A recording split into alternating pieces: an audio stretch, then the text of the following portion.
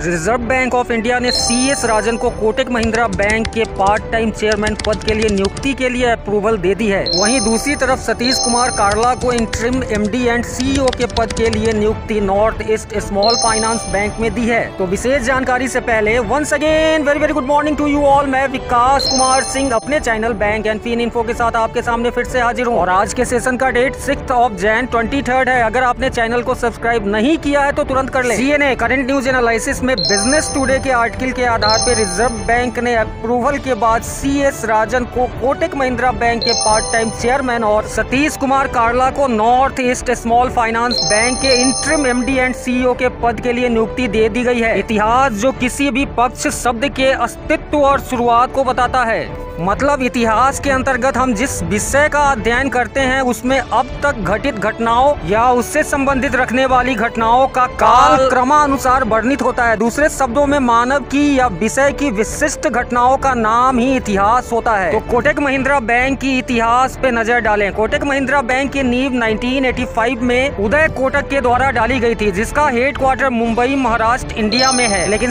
2 सितंबर 2023 को ही उदय कोटक के द्वारा MD एंड CEO के पद को अपने वर्किंग टेन्योर से 4 महीने पहले ही छोड़ा जा चुका है। वहीं दिलीप गुप्ता को इंटरिम MD एंड CEO के लिए चुना गया था, जो RBI के अप्रूवल के प्रक्रिया में है। 1985 में उदय कोटक के द्वारा कोटक कैपिटल मैनेजमेंट फाइनेंस की नींव डाली गई थी, जो investment and financial services company में रजिस्टर्ड थी। समय बढ़ता गया और 1986 में आनंद महिंद्रा और उनके फादर हरीश महिंद्रा ने 1 लाख के इन्वेस्टमेंट कर कंपनी के नाम को रिन्यू किया, जिसे 1986 में कोटक महिंद्रा फाइनेंस के रूप में जाना जाने लगा। कोटक महिंद्रा फाइनेंस ने शुरुआती दौर में बिल डिस्काउंटिंग, लीज और हायर परचेज का कार्य किया। फिर वह दौर आया जब कोटक महिंद्रा फाइनेंस ने अपने आप को फाइनेंशियल सेक्टर में इन्वॉल्व किया, जिसमें कार फाइनेंसिंग और इन्वेस्टमेंट बैंकिंग सर्विस आती है। कहा जाता है कि विकास का रास्ता हमेशा विकास की ओर ही जाता है। 1996 में कोटक महिंद्रा फाइनेंस ने फोर्ड क्रेडिट इंटरनेशनल के साथ करार की, जो करार 60-40 के ज्वाइंट वेंचर पे हुआ। वहीं इसी साल कोटक महिंद्रा फाइनेंस ने गोल्डमैन सैक्स के साथ मिलकर इन्वेस्टमेंट बैंकिंग की नई कंपनी का फाउंडेशन भी डाला, जिसे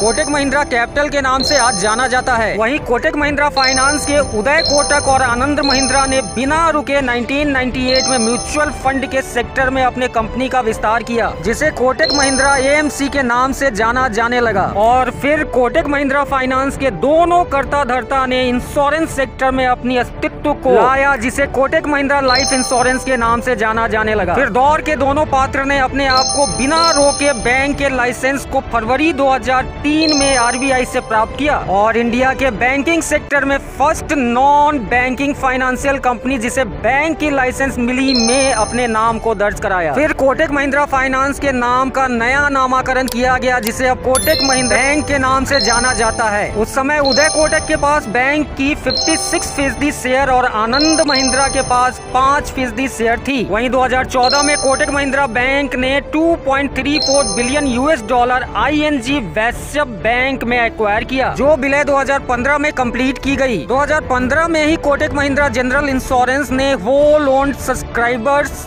IRDA's अप्रूवल के बाद मिला। दौर आगे की ओर बढ़ता गया। 2016 में भारतीय एयरटेल और कोटक महिंद्रा बैंक ने 80:20 ज्वाइंट वेंचर और RBI के द्वारा इन प्रिंसिपल पेमेंट बैंक का लाइसेंस भारतीय एयरटेल को मिलने के बाद एयरटेल पेमेंट बैंक के रूप में शुरू किया गया। फिर दौर रुकने का नाम ही नहीं ले रही थी और कोटक महिंद्रा बैंक ने 2016 में BSS माइक्रो फाइनेंस को $20.72 मिलियन में एक्वायर कर लिया। दौर तो दौर होती है, जिसे रोकना कभी कभी मुमकिन नहीं होता, नामुमकिन हो जाता है। 2021 में कोटक महिंद्रा ग्रुप ने व्हीकल फाइनेंस पोर्टफोलियो को विस्तार करते हुए वोल्क्सवैगन फाइनेंस इंडिया और पैसेंजर व्हीकल फाइनेंसिंग पोर्टफोलियो के विस्तार में फोर्ड क्रेडिट इंडिया में अपने मौजूदगी को दर्ज किया। वहीं DLL इंडिया में agriculture and health care equipment financing portfolio को भी एक्वायर किया। फिर 2023 में कोटक महिंद्रा बैंक ने सोनाटा फाइनेंस को $67 मिलियन में एक्वायर कर लिया।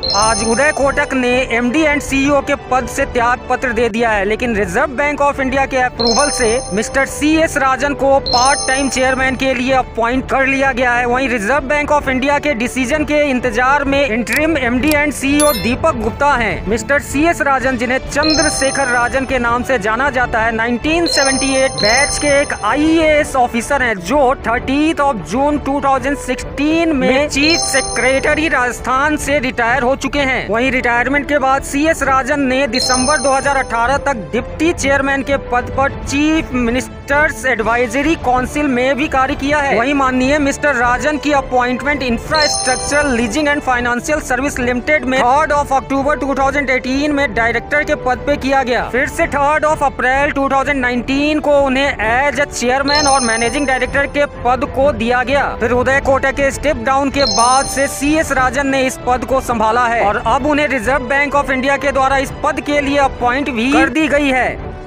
वहीं दूसरे खबर के अनुसार north east small finance bank में सतीश कुमार कार्ला को इंटरिम एमडी एंड सीईओ के पद के लिए नियुक्त की गई है। North east small finance bank limited की नींव RGVN north east micro finance limited के द्वारा डाली गई और RGVN नॉर्थ ईस्ट की शुरुआत 1990 में एक सोसाइटी के रूप में की गई थी, जिसे NBFC MFI की लाइसेंस 2010 में हासिल हुई। 16 सितंबर 2015 को रिजर्व बैंक ऑफ इंडिया के द्वारा स्मॉल फाइनेंस बैंक का इन प्रिंसिपल लाइसेंस की approval RGVN north east micro finance limited को दी गई और इसके बाद उसे north east small finance bank limited के रूप में जाना जाने लगा। RBI का पहल नॉर्थ ईस्ट के राज्यों में बैंकिंग की लिटरेसी और पहुंच को बनाना ही उद्देश्य था। आज north east small finance bank limited ने सतीश कुमार कार्ला को इंटरिम CEO और MD के रूप में अपॉइंटमेंट दी है, जो रिजर्व बैंक ऑफ इंडिया के अप्रूवल का इंतजार कर रहा है। सतीश कुमार कार्ला ने Andhra bank financial service limited में चेयरमैन का पोजीशन होल्ड कर रखा है। वहीं PNB GILTS लिमिटेड में डायरेक्टर और board member, JK cement limited में डायरेक्टर और बोर्ड मेंबर,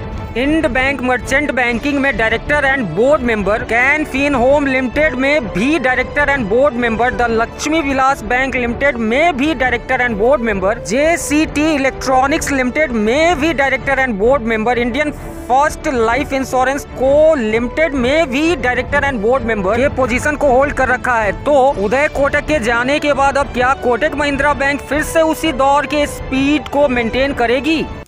आने वाले दिनों में इसका परिणाम हमारे सामने होगा। सेवा की समाप्ति होती है। सब्सक्राइब करें। Thank you. थैंक्स।